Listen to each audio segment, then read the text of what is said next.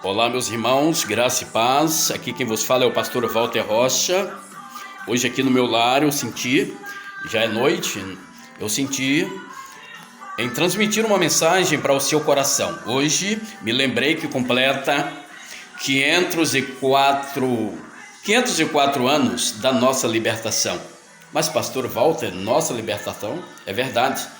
504 anos que fomos libertos das garras do Império Romano. E esse mês, 504 anos da nossa libertação. A Igreja do Senhor, ela nasceu poderosa, não é verdade?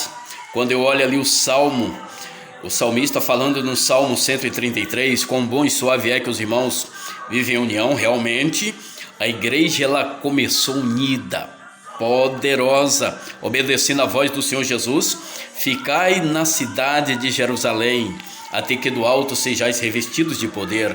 E eles ficaram esperando, em oração, eram unânimes em tudo, né? E de repente, enquanto eles oravam, eles ouviram um som, como se fosse o som de um vento veemente, que entrou naquele ambiente, e eles foram cheios do Espírito Santo. Eles foram revestidos. E a partir daquele momento, nasceu a igreja. A partir daquele momento, ouvia-se línguas estranhas e eles pregavam com ousadia. Aquele Pedro, que era um medroso, agora pregava com autoridade. Os demais também pregavam com autoridade. Mas, segundo a história, tiveram uma grande perseguição. Houve uma grande perseguição ali e os discípulos morreram. Todos morreram. Muitos crentes até mesmo fugiram, né? Mas a igreja crescia, a igreja se espalhava, a igreja ela crescia de uma maneira poderosa. Quanto mais perseguiam a igreja, quanto mais matavam crentes, mais a igreja crescia. Então, como eu disse, os discípulos, os apóstolos, morreram. Alguns morreram crucificados, jogados aos leões, morreram, trucidados na arena, e só sobrou mesmo João lá na ilha de Patmos, aquele João que pregou, enviou cartas para as igrejas da Ásia Menor, a igreja de Éfeso, Esmirna, Sardes, Pérgamo, Tiatira, Laodiceia e Filadélfia. E esse João também ele morreu de morte natural, segundo a história, mas o nosso Senhor Jesus Cristo, ele continuou fortalecendo a sua igreja, ele continuou abençoando a sua igreja, e a igreja continuou crescendo poderosamente. A igreja continuou crescendo de uma maneira formidável. Quanto mais morriam crente, quanto mais prendiam crente, quanto mais perseguiam os crentes, mais a igreja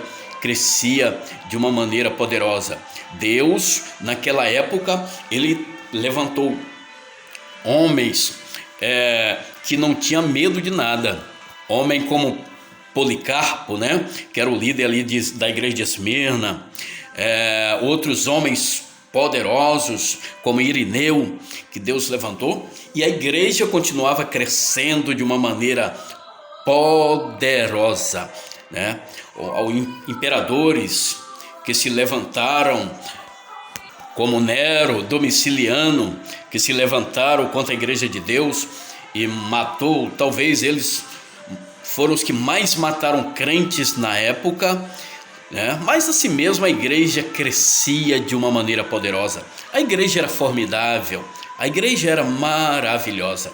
Mas infelizmente, um homem por nome Constantino, no ano 313, ele se levantou dizendo que teve uma visão, que Deus tinha dado uma visão, e a partir daquele momento ele iria na guerra. Se ele vencesse a guerra, algo iria mudar a respeito da religião cristã. Ele foi à guerra, venceu a guerra, e realmente, depois que ele voltou da guerra, ele decretou que a religião cristã seria a religião oficial de Roma. Então a igreja, a partir daquele momento, com a liderança de Constantino, o imperador Constantino, a igreja mergulhou no pecado. mergulhou na heresias, né? Nos dogmas de Roma, entrou na igreja. Então, foi uma época terrível, foi chamada a época da escuridão. A igreja, na realidade, viveu na escuridão. Dogmas como oração aos mortos, o sinal da cruz, batismo de crianças e outras centenas de dogmas, né, que foram criados no seio da igreja. A igreja, ela se acabou. A igreja, ela estava nas mãos do inimigo. E como se já não bastasse isso, se levantou também o imperador Leão X, né, com o dogma, com a indulgência. Ele criou a indulgência para a construção de uma catedral e para o seu benefício próprio. E essa indulgência significava salvação e perdão. E foi pregado dessa forma, que todos precisavam ter a indulgência. Todos precisavam comprar a indulgência, porque só poderia obter perdão ou salvação com a compra da indulgência. E aqueles que não comprassem eram considerados hereges, eram jogados em fogueiras, eram trucidados pela Igreja Católica, pela liderança católica, né? Pela liderança cristã na época. Foi a época que milhares de crentes morriam por não quererem, né, obedecer, por não obedecer os dogmas de Roma, por não aceitarem, né, aquelas heresias. Eles preferiam a morte. Era a época das caças às bruxas, né? Pessoas, mulheres de Deus que não aceitavam aquelas heresias, homens de Deus que não aceitavam, eram considerados como hereges e eram jogados na fogueira, eram trucidados, eram mortos, né? Mas foi nesse tempo que, nesse mesmo ano, chegando no ano 4000, né? Um quarto século, Deus toca no coração de um homem em uma pequena cidade da Alemanha. E esse homem, ele se levanta contra a Igreja de Roma. Esse homem, ele se opõe contra a liderança de Roma. Esse homem é Martinho Lutero, né?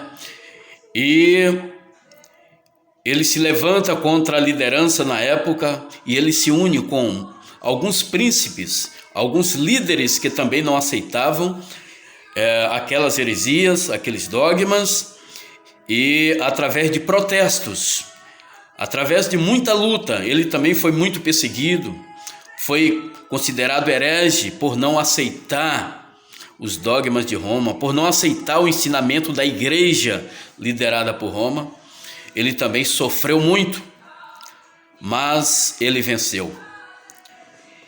Diz a história que muitos protestos foram feitos contra a Igreja de Roma, por isso que hoje nós somos chamados de protestantes, porque naquele tempo a igreja, ela comandava tudo. A igreja, ela comandava a medicina, ela comandava a ciência, ela comandava a teologia, a tecnologia. A Igreja Católica, liderada por Roma, ela comandava tudo isso aí, né? E a igreja parou. Se você que está me ouvindo agora passasse em uma pequena cidade da Europa, você iria sentir muito mau cheiro pela rua, porque as pessoas faziam suas necessidades fisiológicas e jogavam pelas janelas. Elas não tinham higiene, né? A qualidade de vida não existia. Não posso usar nenhum termo péssima, porque a qualidade de vida não existia, né? A expectativa de vida naquela época era somente de 38 anos, 38 anos. A pessoa chegava a 38 anos e já era considerado velho, porque não tinha qualidade de vida. Era a época da escuridão, época de sofrimento. Era uma época terrível. Mas através desse homem chamado Martinho Lutero, depois que ele se levantou e se separou da Igreja Católica, porque hoje, meu amigo, meu irmão que está me ouvindo, nós somos católicos apostólicos, não somos católicos romanos, né? Porque a palavra católica significa abrangendo o mundo, é mundial. Então, nós somos católicos, mas somos católicos lavados pelo sangue de Jesus Cristo. Somos separados do mundo, né? Então, depois que fomos libertos, ali no quarto século, depois da revolta de Martinho Lutero, depois de tudo, a ciência, ela começou a progredir. Tudo começou a se desenvolver. O mundo que tinha parado num tempo, porque o mundo naquela época parou, nada se desenvolvia. Eu posso me lembrar aqui que depois que Martinho Lutero venceu essa guerra, né, e o mundo voltou a andar novamente, eu posso me lembrar que em 1707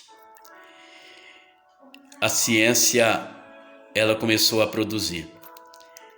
Em 1707, o balão foi inventado por Bartolomeu. O primeiro balão ele nem saiu do chão, mas começou a ir, né? Então, eu me lembro também de Carl Benz, o inventor do carro.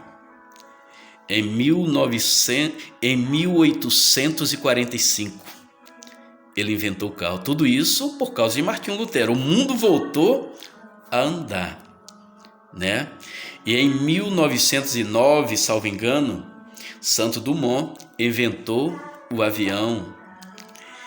No ano 1973, se eu não me engano, foi Martin Cooper, verdade, ele mesmo, Martin Cooper, ele inventou o celular em 1973. E em 1990, o celular chegou ao Brasil. Tudo isso por quê? Por causa da reforma. O mundo voltou a andar, o mundo voltou a progredir, não somente na área espiritual, mas também na área tecnológica, na área científica, né? Tudo voltou a andar. A igreja, ela voltou a ser forte, voltou a ser novamente a igreja de Jesus. A igreja voltou a ser aquela igreja que Jesus escolheu. E hoje nós temos tudo em nossas mãos, principalmente o celular. E eu queria dar um conselho aos meus amigos pastores, amigos líderes, a todos os irmãos. Use o seu celular para mandar mensagens de transformação, mensagem de salvação. Alguns comentam que o celular é o caminho para a perdição. É o caminho para a perdição para aqueles que estão perdidos, porque você pode pegar o seu celular e usar somente para mandar mensagens de salvação, mensagens de amor, mensagem de paz, mensagem de transformação. Não é verdade? Então, temos tudo em nossas mãos hoje e podemos fazer muito. Tudo porque Deus levantou o homem, Martinho Lutero, há 504 anos atrás. Tá bom, meus amados? Receba um abraço bem forte do pastor Walter Rocha.